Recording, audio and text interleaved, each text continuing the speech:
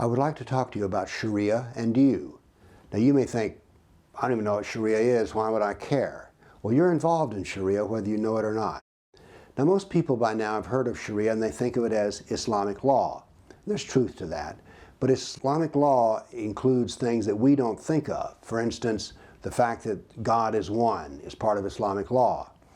When we think of law, we think of courts, judges, and attorneys, and legislatures. Well, they're part of Islamic law as well, but it includes much more. Let me read from you, from the Reliance of the Traveler, just one of the table of contents, and you can see that it deals with issues that you would not expect to find in our law books. This is from the Reliance of the Traveler, a well-known compendium of Islamic law, Sharia. Here's some items: lying about the Prophet, fleeing from combat in jihad, fornication, drinking, arrogance, pride, conceit, vanity and haughtiness, sodomy and lesbianism, appropriating spoils of war, theft. Now, theft would be found in our legal text, but some of those others, like fleeing from combat in jihad, don't expect to find that in our text. Here's the problem. We're already obeying the Sharia by saying that, well, we will defer to Muslims.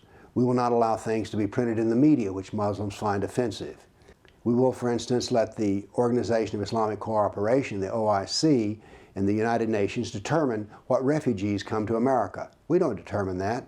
Sharia determines what will come here. And since the Sharia dictates that the Christian is to be subjugated over the Muslim, that's the reason we have Muslim refugees and we don't have Christian refugees coming to America.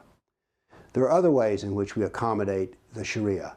Women can wear the hijab at work. Prayer can be done at work. These are all implementation of Sharia. There's another way in which we're implementing it, which is that blasphemy is considered to be very much against the Sharia. And the United Nations has had more than one resolution put in front of it, which is to make blasphemy a world law. So this, not only do we have the United States subjugating itself to Sharia, we also have the United Nations. You see, our Constitution says it is the highest law of the land, but according to Sharia, our Constitution is jahiliya, from ignorance, and so therefore is man-made and is inferior and must be replaced by God's law, Allah's law, Sharia. Now when you talk with Muslims about Sharia, you may find that they're like, oh, I don't even know what it really is, I don't know if I like it or don't like it. But you see, Sharia is Islam and Islam is Sharia. Sharia comes about because it's not possible to run a civilization off of the Quran. What you need is a summation of all the aspects of Islamic law. For instance, divorce. Well, divorce is scattered throughout the Quran and throughout the Hadith. So in a Sharia text, it pulls it all together, so you have an easy manual on how to run a civilization. And that's what Sharia is, a manual on how to run a civilization. And as I said, you and I are included in it whether we want to or not. Family law is one way that Sharia comes into a society. There are Sharia courts in England, and if there's a divorce proceeding, then this can be handled in the family law courts. So in this way, we get the implementation of Sharia where women are no longer protected. Sharia does not give equal rights to women. Our Constitution does.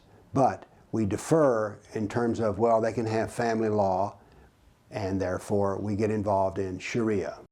Now, Sharia includes things like removal of your head, hand, and being thrown off of tall buildings as punishments, and stoning. As a consequence, there are many nations which call themselves Islamic which do not implement Sharia to the degree that it's, say, done in Islamic State. If you want to see a nation that's run by Sharia, look at Afghanistan, look at Yemen, look at Saudi Arabia, look at Iran. So there are many so-called Islamic states that don't actually apply all of the Sharia, but it can always be applied as Islam becomes stronger.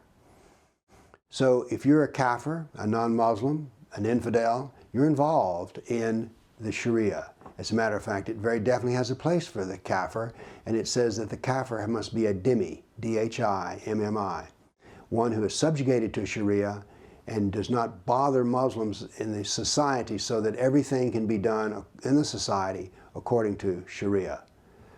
So, Sharia is here. We need to know what it is so that we can deal with it.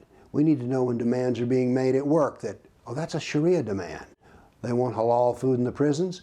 That's a Sharia demand. So we must educate ourselves about Islam, which means we have to educate ourselves about Sharia. Thank you.